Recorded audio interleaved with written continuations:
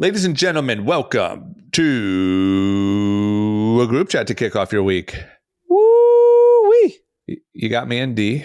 It's the D and Drama Sundays. We got a lot to talk about. I mean, we got to set you up to, as always, we really try to set everyone up to soar into their week, whether you're digital or you're back in the office. We The try only to thing send you soaring off. is your CAC. Your CACs are soaring. CACs are So soaring. I know that might be confusing to a lot of you, and you might be like, why are CACs soaring? CACs are exploding left and right. And we're going to tell you what's going on, what that even means, and why it's happening. But yeah, we're going to send you into the work week with a lot of news. We got Amazon is in a tricky situation. I mean, everything's inflated. People are cutting costs. We talked about D, where you're having to cut some costs. We've heard some more stories about it, and it's hitting Amazon. Warren Buffett has some interesting thoughts on Bitcoin. So any of you crypto fans out there, stay tuned, because the OG Warren might change your mind. Uh-oh. And then a lot of other stuff. We're talking about Pete Davidson. We're talking about Bored Ape. Talking about Nike. We got a lot to talk about to start off the week, right? Yeah. You ready, D? Yeah, let's do it. Let's do it. Cash. Ladies and gentlemen, group chat. Cash. It's $1 trillion. Hot. Hey, D, happy Sunday. Happy Sunday. You want to chat in a very small group? A very small group. It's, we were talking about, I think last Sunday we were talking about the ice cream index, which is through the roof. Yeah, through the roof. Inflation, Ironically, today at T-Ball, I was talking with the parents, and he was talking about grocery shopping, and I was like, have you seen the price of ice cream recently? And he's like, not even joking, at Ralph's, about to buy a pint of ice cream. It was $9. I said no. Wow. Like, so you're not I'm the not only alone. one. Yeah. That's what I'm so fascinated by, is like, I think that, like, how many ice creams are there in people's families? Like those little things that were like a nice little mini luxury that you're cutting out. And I think what's interesting is it's like all the people that I talk to do pretty well, but they're saying that when they go out to eat, it's too expensive. When they go to the grocery store, it's too expensive. So you assume that behavior is amongst everybody. Like, typically when you talk about inflation, you always talk about it affects like middle-class families or lower income people. But like, I don't know. I think it affects everyone now. I agree. I think that, go ahead. No, I just think it's pretty like crazy, like the shift in like, I don't know, 8 weeks. We're now worried about the price of ice cream. Yeah, it's so true. I think that, like, people that live check to check, there's certain things that they just can't have anymore, certain little luxuries. But I think that even people that do well, like if you see your average, most of the people that we know do well, but aren't like, they're not like rappers that just sign record deals. Like they're pretty smart with their money. And so when you see like your weekly budget going up every week, you're like, what the hell? I'm going to stop eating out, or I'm going to, cut the Haagen-Dazs at least. What I also, it's interesting is I am also seeing like, and I would love to see Postmates demand, Instacart demand. So I'll give you an example. I order like Earth Bar all the time. Mm-hmm. And I can order either via the Earth Bar app or the Postmates app. Those are my two options. Yeah. And, when I go to Earth Bar a lot, and the lady always used to tell me, this was like 2 years ago, she's like, stop ordering on Postmates. It's more expensive. Order on our app. It's cheaper. Yeah. And you get rewards and this and that. My thing was like the convenience of Postmates. It was so easy that like I just, for, maybe I was 50-50. Same. The other day, I was like, I want to know if the price is actually different, like how much difference it is. It was 15% difference to order on their app versus Postmates. And was it like the same speed? Same speed, same everything. I ordered for pickup, but I was like, so then that night we ordered like pizza and pasta from like the Italian place across the street. And I normally order Postmates there. And they always used to say, why don't you just call us? Yeah. We know you live across the street. It'll be way cheaper than ordering on Postmates. And I was like, oh man, then I have to bring my wallet, whatever. I called them and he was like, hey, there you go. Like you say, I mean, it's just when you add all of those, I was thinking it from the perspective of like all the meals you have, if you buy it more efficiently, where do you end up at the end of the year? Yeah. I bet we're going to find out. Yeah. Right. I feel like that's the thing that's going to go for sure. Cause it's so easy to spend stupid money, like, a few bucks here, a few bucks there with like all of these delivery apps. And, you're like, oh, I want a snack. I'll order ice cream. Fuck it. Why not? $20. $20. Why not though? Who cares? Like there's so many little things like that. And I think everyone in this day and age of like anything on the tap of your phone, I feel like everyone has their own version of that. Yeah. Whatever it is. And I don't know. You would think that those people are just going to get creamed. The Postmates of the world and the Uber Eats and the Instacart. That has to be one of the luxuries to go. Yeah. Cause like, it's just too expensive. You can call any restaurant and go pick it up. That alone, like.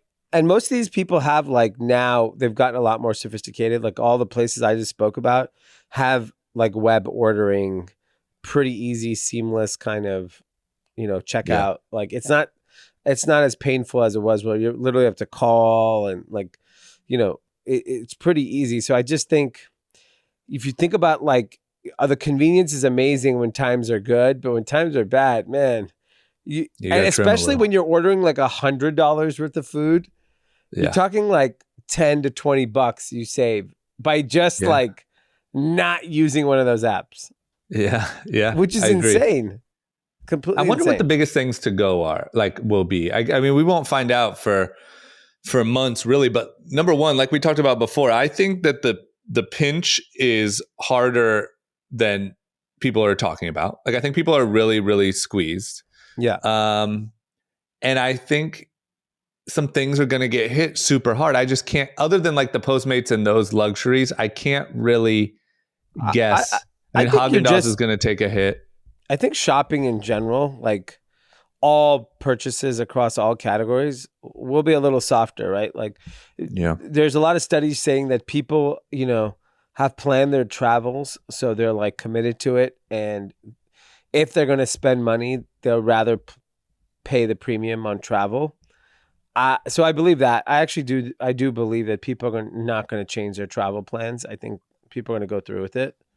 Yeah, they've been waiting too long. Yeah, and just wear old clothes, right? Like, don't get a new pair of sneakers or whatever it is. I think that piece, I don't know. I mean, like, I think eating out actually gets hurt the fastest, unless it's like a special experiential type dining kind of location.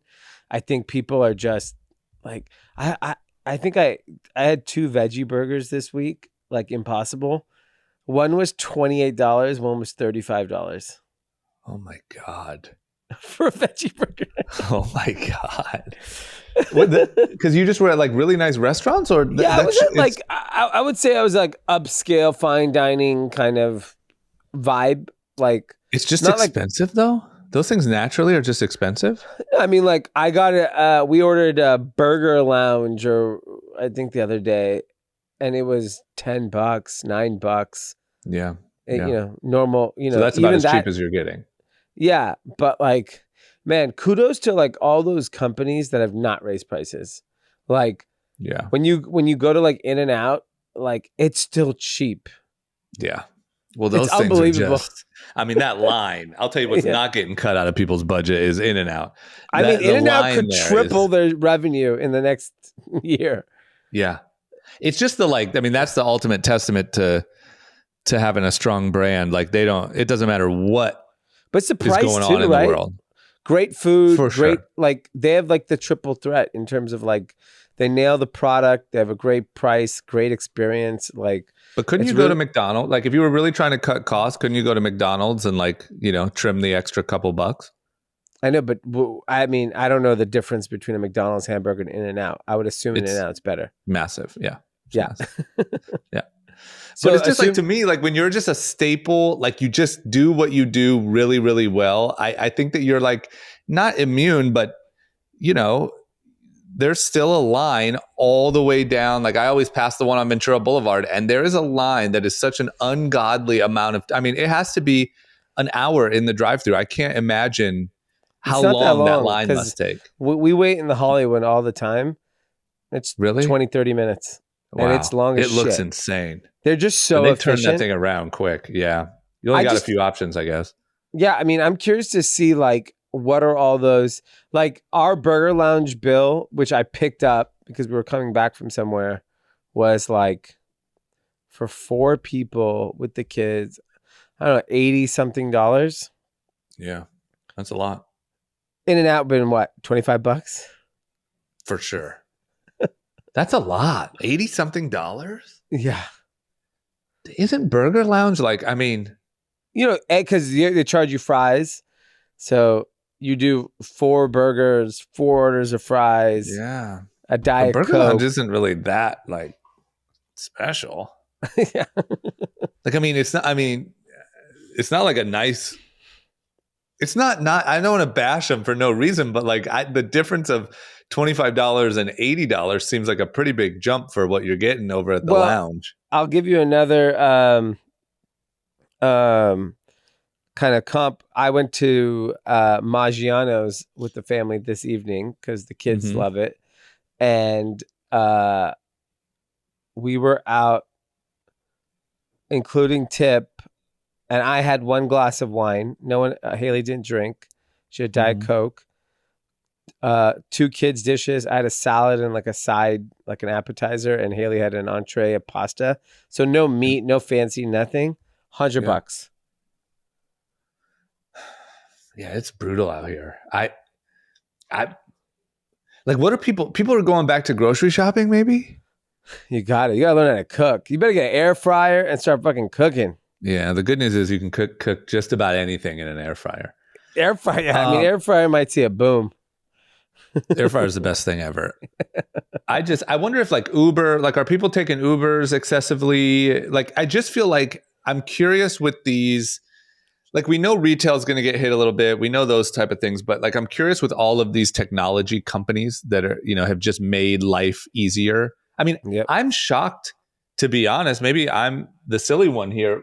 Shocked to see Amazon get hit so hard, so early in this process. I didn't think. Yeah. And that would I was happen. actually thinking about that.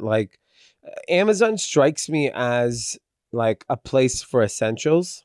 Yeah. And there's an incredible article in Seeking Alpha, which, if you follow stocks and equities and options, I mean, Seeking Alpha to me feels like the best site, and Yeah. they do some pretty thorough analysis. And looking at kind of the way that they are valuing the business. And one of the things they were talking about is what are all the headwinds Amazon faces? So I think the biggest is they're actually not the cheapest. Amazon is by far not the cheapest in those categories where they're available to everyone else. When you add the fees and you add the shipping cost and kind of the experience of being an Amazon seller, brands generally don't price their product the cheapest on Amazon. You're using Amazon for the convenience, right? Yeah. So that's a big part of the, Seeking Alpha's kind of counter is if you're so price sensitive, are you really going to shop on Amazon? Yeah. Yeah. I guess not. I mean, I guess that is what we're saying is like, it turns out Amazon is a bit of a luxury that we just sort of took as normal, but now you got to throw on the shoes and head to the local grocery store and do it yourself. But you also have to understand, like, curbside pickup shopping is actually quite convenient. So if you look at like people that live in densely populated areas like LA, New York, or Miami, not LA, New York, San Francisco, not Miami.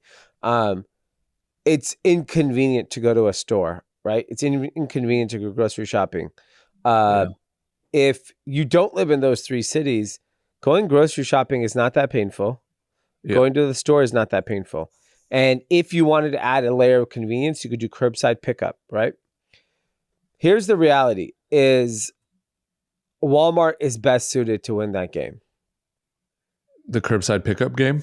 Honestly, the whole enchilada, the whole overpriced enchilada. That's too expensive. Can we get half an enchilada? Yeah, I mean, I'm talking no cheese inside that enchilada. Okay, it's just the red sauce. But like when I look at like what Walmart's doing, and that's what this article is pointing out, like Walmart has done such a good job on investing in their e-commerce experience and their fulfillment experience. And they have the brick and mortar stores. And we know Amazon's doing this too. They're rolling out the stores, but like, man, the economics for selling online are just shit. Yeah. Yeah. They're just not good. And Amazon knows that better than anyone else. And to me, the real sign that like, man, could Amazon actually be faced with real competition is really the fact that people canceled their Netflix. I still can't get over that. Because you never thought it would happen? Because it's just so cheap and the amount of content. It's like it's a value play. Like if you're looking for like price per content, it's the cheapest thing on earth. Yeah. That's got to be like, I mean, it has to be a win, free, I would think, TikTok for YouTube. Is free. Yeah. Like, look, YouTube and TikTok are free. And obviously for free, they're incredible.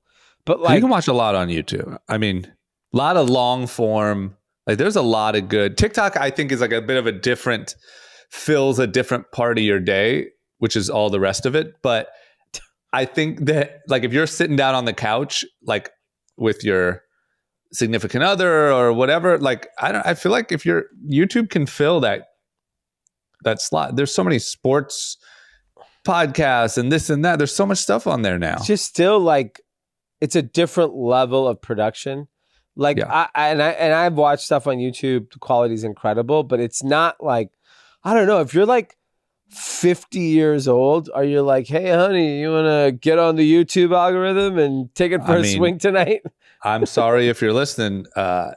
Pfaff, but my dad that's what he does. He watches YouTube all day. I'm not saying he doesn't do anything. My dad is not lazy, Dad. I am sorry. But I'm saying that when it is time for TV time, he's mainly watching YouTube. So he'd rather watch YouTube than any other form of content. We'd have to ask him, but I think that the reason why is because my dad is able to watch very particular, like niche. Like he's able to. My dad loves flying. Like my dad's, one of his dreams was to be learn how to fly planes, and he'll watch like flight simulators and stories about great flights and people who averted crashes, and like you just can't to have that on demand. At best you're going to find one flight piece of content on Netflix and then you're out. Yeah, that's true. I think that like the niche, I think people prefer niche taste over production value. Yeah. If I can watch 7 hours straight of people flying planes, you won't catch me on Netflix if I'm Mr. Pfaff. Yeah, I think for me, the comp would be where I've watched YouTube are these long form podcasts. Yeah. I have no problem throwing it up on YouTube on the TV and watching them. Yeah. And the quality's not good. It's whatever, but I want to hear that content. So I'm okay with watch like I feel like a lot of people watch like sports news. There'll be like a Skip Bayless take or a clips from these different shows. Like a lot of those shows will put the clip of like Skip Bayless breaks down Kyrie Irving fucking pissing off Boston, and then like it's a 10-minute thing, and then they're gonna get you because you're gonna get like a Kyrie Irving anti-vax, and then Boston fucking whatever. Like 13 videos of Kyrie Irving later. Yeah. I feel like so I guess then if the counter to Netflix is YouTube, the counter to Amazon is then Walmart. That you at the end of the day fill your time and save money going to Walmart. Yeah. It's just that to me, for Amazon to already be showing a dip this early in the game, to me is alarming. Because I think Amazon is a luxury, but like it's one of those, like it's not a super high level luxury. And I think that what you're saying is right about living in LA, Miami, New York, how hard it is to grocery shop. But I think that even if you live in a smaller city, the ease of just going on your phone and saying, oh yeah, new toilet paper, this, that, yeah, we'll get this game. Oh, this is great. I think people got so used to how easy that was. And to switch back and to cut that off and be like, I'm going to head on down to Walmart because times are tough after, really a couple months of starting to get squeezed. It just feels to me like, man, I didn't see that happening that quickly. So we talked about on Thursday that Amazon stock got crushed. It ended up going down, significant. It went down $400 just on Friday, and Jeff Bezos lost $25 billion of his wealth. And I think the other interesting piece someone broke down is I think the company's worth like 1.25 trillion now. People value what this one analyst was saying, that people value Amazon's cloud business at like nearly $1 trillion. And the rest of the business is only worth 250 billion, like the e-commerce side, which is obviously like an enormous. I mean, they control like half the e-commerce spend still, right? Yeah. And so I just think that like either the stock is way oversold or e-commerce is just not as important and valuable as people believe. And even Nike, who has cut a ton of their wholesale relationships over the last 3 years, is, analysts are saying that like Nike's direct to consumer model, and this is the headline, isn't what it's cracked up to be. It's because it's discovery. Like on the internet, to get someone's attention is fucking impossible. And at the scale of Nike and Amazon, they're so big to get people's attention every single day. Yeah, man, Plus the pricing. Need that retail outlet. I feel like we're at the end of, like probably starting however long ago, 5 to 10 years ago, depending on where in the conversation, it was like e-com. Wholesale's dead. Brick and mortar's dead. It's all over. All stores are just going to be turned into experiential. Everything is e-com. It really feels to me like we're at the end of that conversation. Not that e-com isn't extremely meaningful, but it's not the only route. It's like, if anything, to me, it's more of like a great way to start a brand and start a business. Yeah. But there's a really, really valuable place in the system that wholesale and wholesale partners play. And I feel like nobody talked about that at all for the last 5 years. But even seeing this with Nike, it's also that the pricing isn't all it's cracked up to be. Everyone just says that's the problem. Yeah. Everyone says, you skip the middleman. You skip it's straight direct to consumer. It's the cost it costs you to make the goods. You sell it at full price. Everything else is out of the picture. Why wouldn't this be the most amazing thing ever? But nobody has really considered all of the other fees, whether it's digital marketing or just shipping or just managing logistics, all the stuff that goes into that picture. It doesn't necessarily go into it if you're just sending a bunch of goods to a retailer and they get rid of it. Exactly. There's 3 pieces to the direct-to-consumer internet model that have been severely affected. One is customer acquisition costs, iOS 14 stuff, right? So everyone's customer acquisition cost has exploded. And it's not by like 10%. It's by 50, 100%. Then everyone's you CAC have, has exploded. Yeah. Just exploding Big, CACs. There's CACs everywhere. Just exploding. Exploding. Nobody likes exploding CACs. No. And so you have that piece. Then you have all the supply chain issues. So put aside, just forget all the delays. The cost of a container is still at record high to ship from Asia to America. Yeah. Air freight, record high. The cost to ship a package domestically in the United States, record high prices. Now they're adding fuel surcharge. Record high return rates. Yeah. I think the average return rate is 21%. And I think if you're in like women's fashion, it's like closer to 40, 50%. Yeah. You add all that up, it's way better to take a small margin and wholesale all your product. Yeah, it is. And I just feel like that was like no one, if you would have said that 2 years ago, it would have been like, this guy doesn't get it. Like it was almost like you couldn't even talk about the benefits of you couldn't whip your CAC out. Your CAC. Yeah, you're right. You couldn't whip your CAC out and talk about it without just getting, like it just felt like it was against now you're a CAC everything. That's what Apple is. Apple sucked all of our CACs.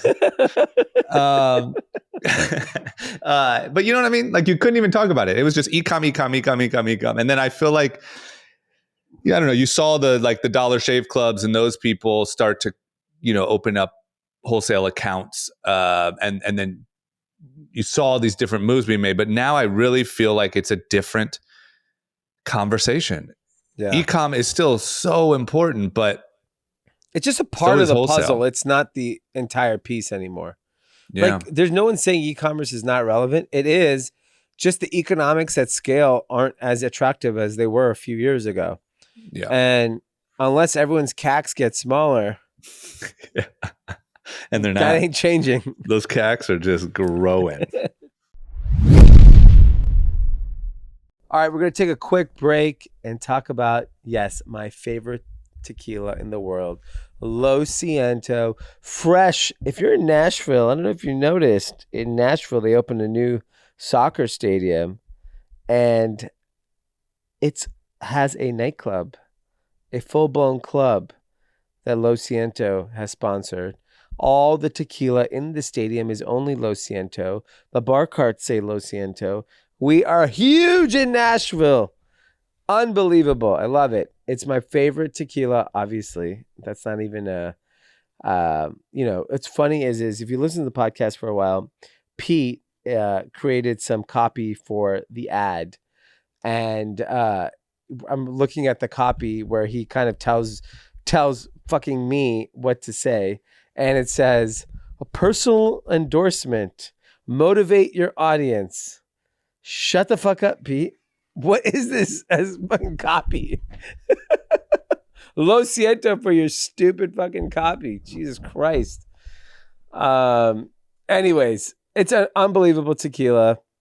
100% Blue Weber agave, grown in the Jalisco Islands. And more importantly, it tastes unbelievable. The Reposado on the rocks, the Blanco for a margarita. Head over to losientotequila.com. Use the code, which we still have not figured out why. It's called Group Chat 20 for 25% off.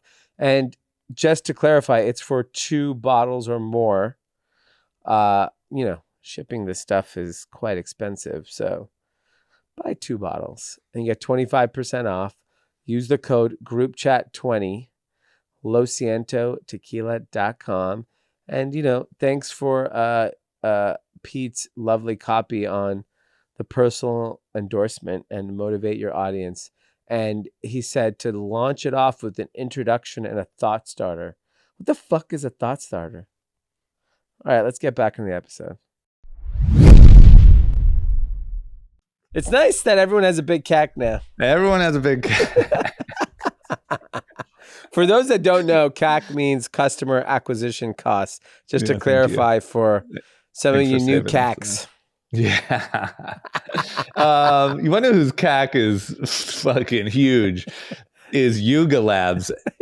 I mean, Hugo's these got a guys, big CAC. they're swinging their CAC all over the place.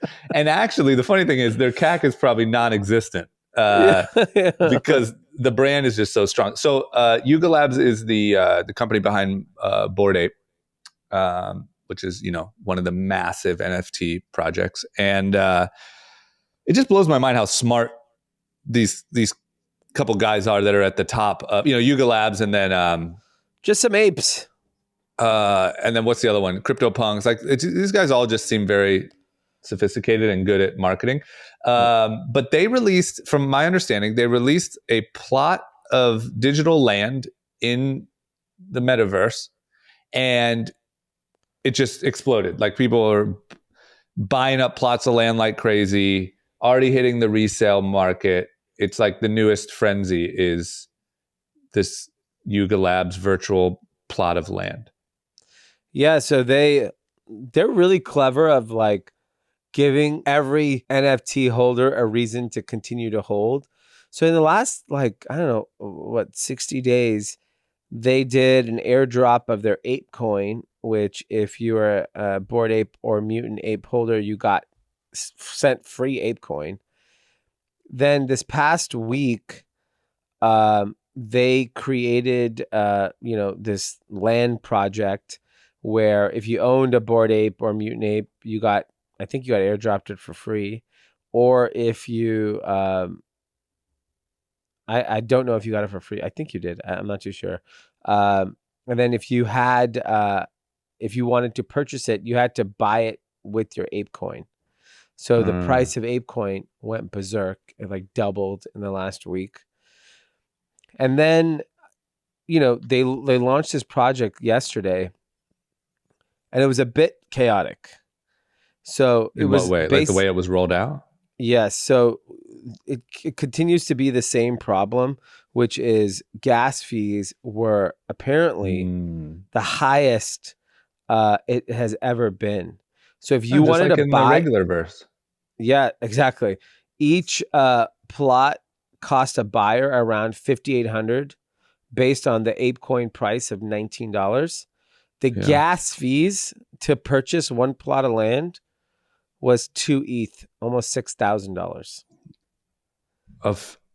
So the gas fees were more than the plot of land? Yeah.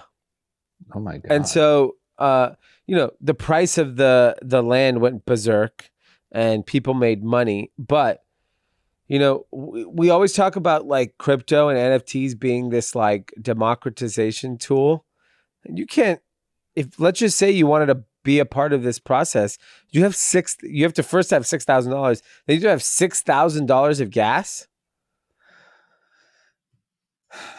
Yeah, it seems stupid. It seems it just seems very far from worked out. I mean, how does it make sense that the gas is more than the actual? I think the interesting part is like this thing is so well thought through, and it could be on the fly that they're thinking about it. But the fact that, you own this NFT, you got the mutant, you got the Apecoin, you get the land, it's pretty clever. Like they're keeping people engaged. It's very much like a streetwear brand where there's something exciting happening every week, and they're rewarding the people that have held the ape. The problem is like if you didn't hold it originally, to participate in it, it's like 150 ETH to get one ape. So the prices are obviously, it's a rich person's sport now. But I don't know. It's pretty clever.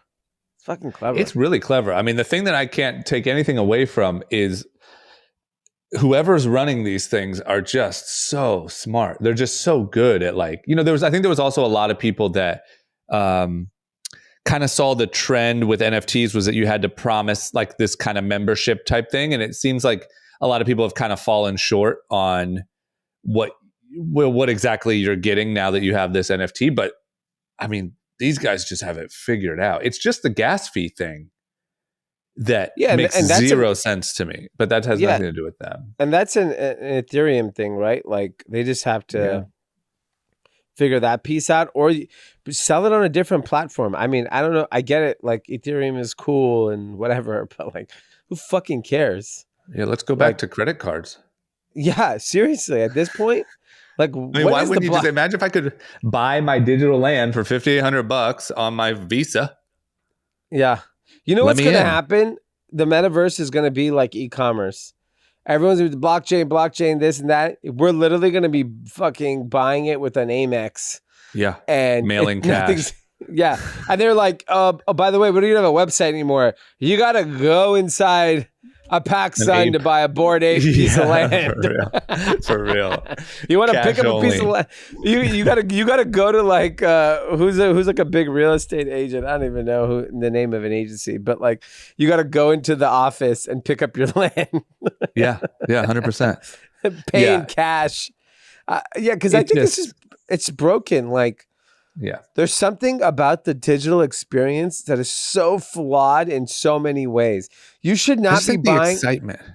Yeah, the excitement's phenomenal, but like, the real physical world is pretty fucking dialed. Even on what I was saying, go ahead. What I was saying is the excitement is so far ahead of the actual logistics. Yeah. Like it's like Fyre Fest. Like everyone's so excited about it. The marketing is so good, but like, it doesn't actually work. Like 1 + 1 doesn't equal 2 yet in this world. Yeah, and there are plenty of meta projects. I'm sure they're doing great, and most of them are donuts. You can just look at the data. Most of them have not panned out. Most you should start one called Donuts. It's just different donuts. Just different donuts. If you're a donut holder, we'll mail you random donuts. We'll give you insulin for your diabetes. We'll send you insulin. We have donut parties. I just think when you go back to the e-commerce side of things, like the biggest flaw of e-commerce, and I think this is the comparison to gas fees. The biggest flaw of e-commerce to me is free shipping and returns. Yeah, the biggest flaw you said.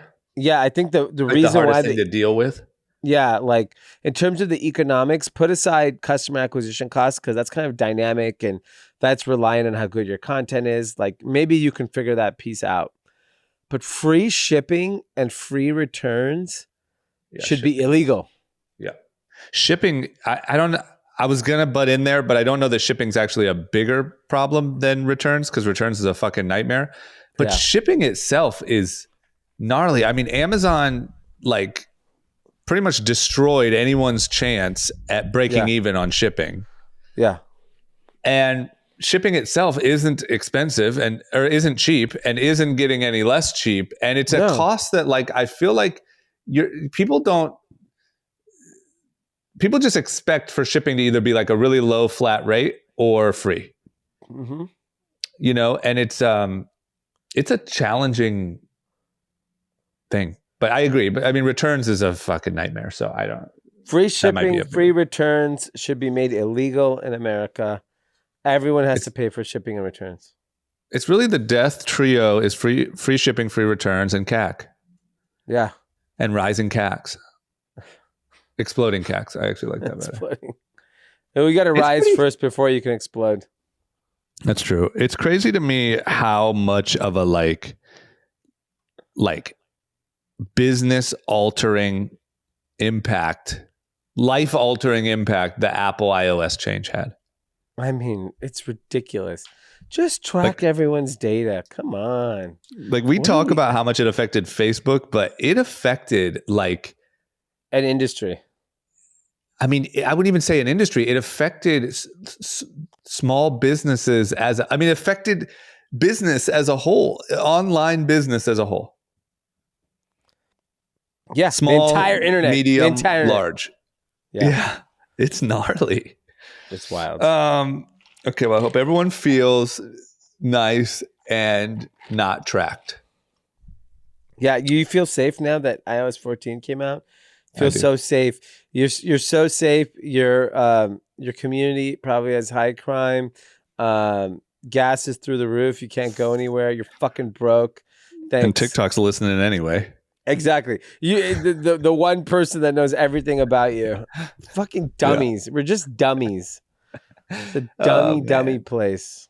You know who we've called a dummy, but he would probably agree with us on our Ethereum conversation is old Warren Buffett. Old Warren Buffett had his annual shareholder meeting this Saturday. He went in on Bitcoin. You know, he had and look, Charlie Munger, his like sidekick, he's more like aggressive with his tone, of how he thinks of Bitcoin. I'm okay with Warren Buffett's thesis on this. So he wrote, whether it goes up or down in the next year or 5 or 10 years, I don't know. But the one thing I'm pretty sure of is that it doesn't produce anything. It's got a magic to it, and people have attached magics to a lot of things. And his point being that if you said for a 1% interest in all the farm land in the United States, pay our group $25 billion, I'll write you a check this afternoon. For $25 billion, I now own 1% of the farmland. If you offer me 1% of all the apartment houses in the country and you want another $25 billion, I'll write you a check. It's very simple. Now, if you told me you own all the Bitcoin in the world and you offered it me for $25, I wouldn't take it, because what would I do with it? I'd have to sell it back to you one way or another. It isn't going to do anything. The apartments aren't going to produce rent and the farms aren't going to produce food. So my belief is that I get what he's saying. He is a very particular investor where he only invests in equities that produce free cash and have earnings and dividends, and that's his point of view. There's a lot of people that have made a lot of money investing in a ton of unprofitable companies that have skyrocketed in value, right? Yeah. So I get what he's saying. The counter, and his point is like, you guys can do it. I'm just not going to do it. Yeah. Yeah. And I'm okay with that. Like, I don't think everyone, it's the same reason. Does every person on earth own an Amazon or Apple stock? No. Should they? Probably, but they don't. Yeah. And should every person on earth own some crypto? Probably, but they don't. And so he has his point, and you can agree that it makes sense, and you can also disagree that that's not your point of view when it comes to investing. Yeah. That's kind of how I feel about it. Me too, because to me, he was more comparing it to like assets, like you said, assets that create some sort of cash flow. But even if you looked at like gold, which is, I know it's not exact, but it's the most probably relevant comparison to Bitcoin, not real estate or farmland. I mean, I don't know. I'm curious what he would say about that. If you said, that compare it to the gold, gold doesn't in and of itself produce any cash flow. But also I just don't think that's what he was talking about. I think this is a clip that will get like a bunch of, crypto people on Twitter all fired up, but I don't think it was really the point. Charlie Munger, on the other hand, his is, in my life, I try and avoid things that are stupid and evil and make me look bad in comparison to somebody else. And Bitcoin does all three. In the first place, it's stupid because it's still likely to go to zero. It's evil because it undermines the Federal Reserve System. And third, it makes us look foolish compared to the communist leader in China. He was smart enough to ban Bitcoin in China. Wow. Putin.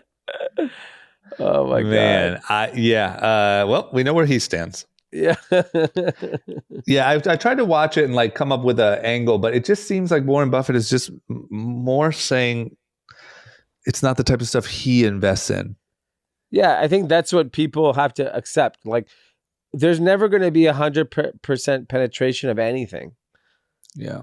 There's just not. Like, no, it's never a take all. And if US dollar is like the reserve currency of the world, does everybody in the world own US dollar? Fuck no, they don't. Yeah. Plus, who cares? These guys are old. Whatever. Do whatever have you their want. Conference. Yeah, you can have your conference, hawk your C's candies. which was interesting. I saw the picture from the conference. This guy has his C's candies up, like ready to sell his shit. Well, like displayed? Yeah. Oh my gosh. It's just, I mean, look at whatever, it's working for him. It's just a different, on the other side of town, people are selling fucking digital land for more in gas prices than in the actual land you just got. So who knows? Okay, last but not least, Pete Davidson. There's Netflix is doing this. Netflix is a joke festival. There's all sorts of performances and acts and stuff going on in Hollywood.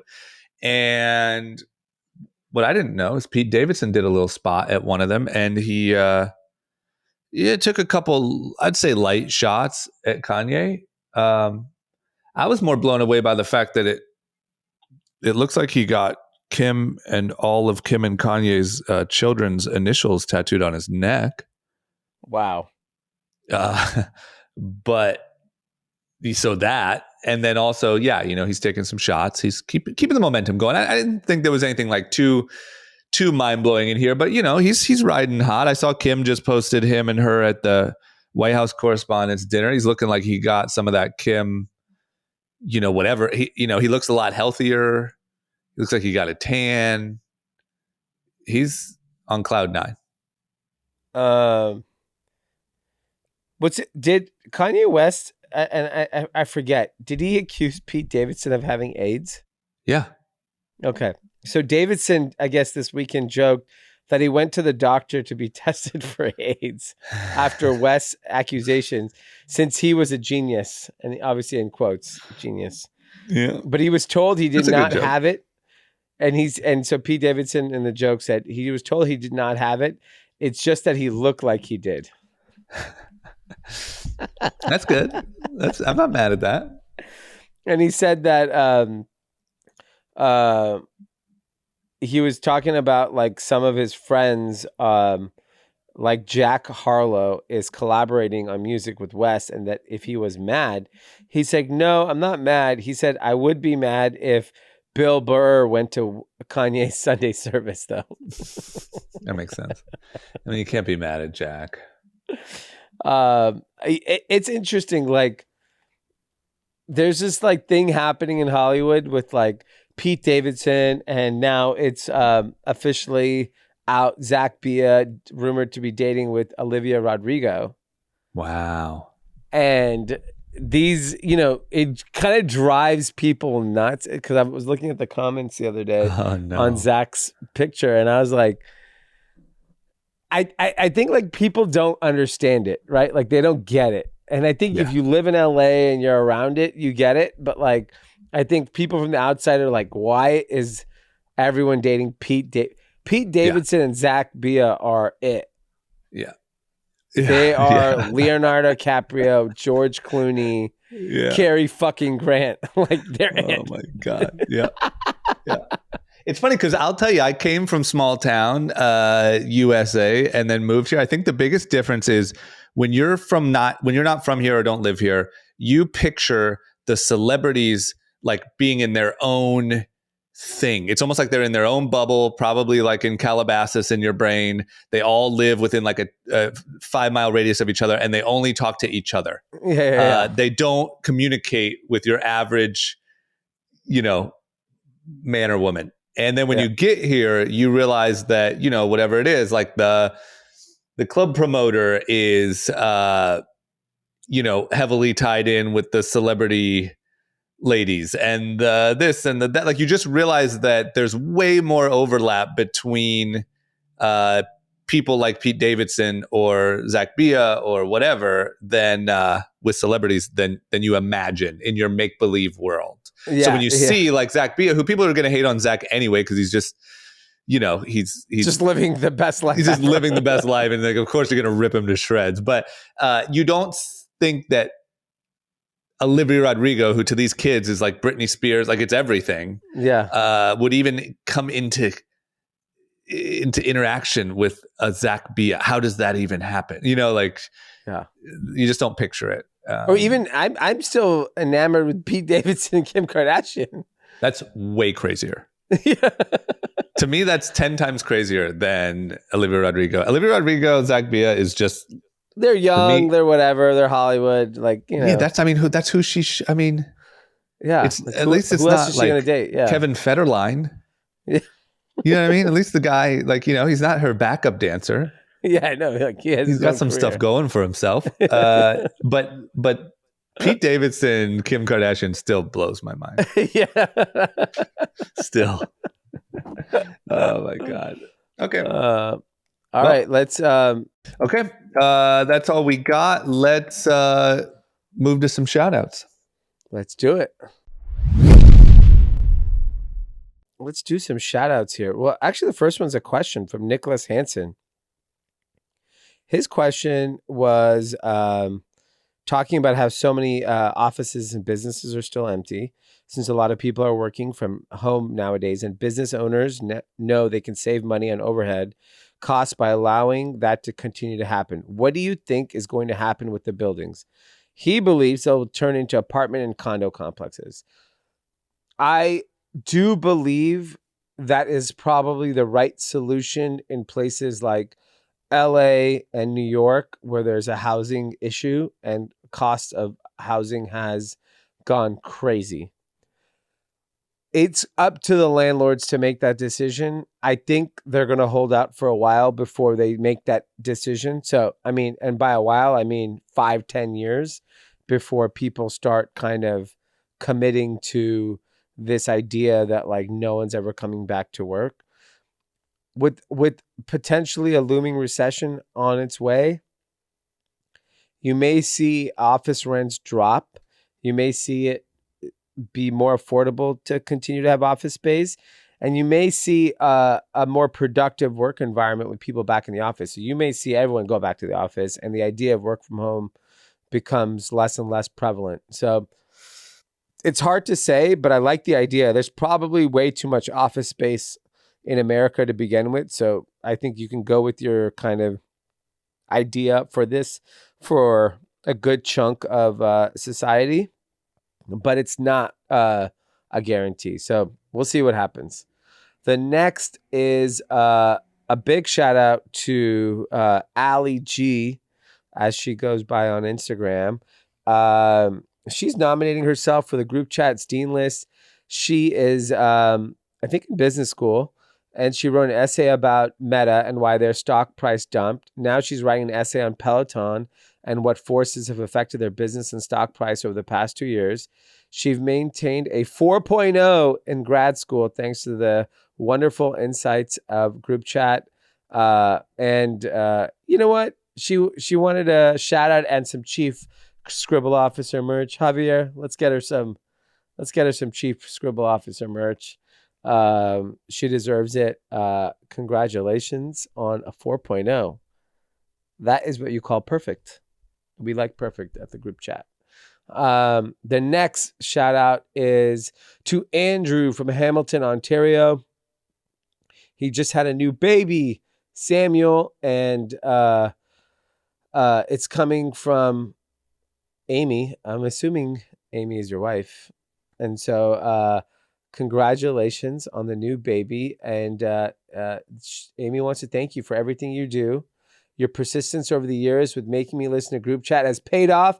And now it's the only thing we can agree to listen to on long drives. Booyah! I love it. I love it. Love it. Love it.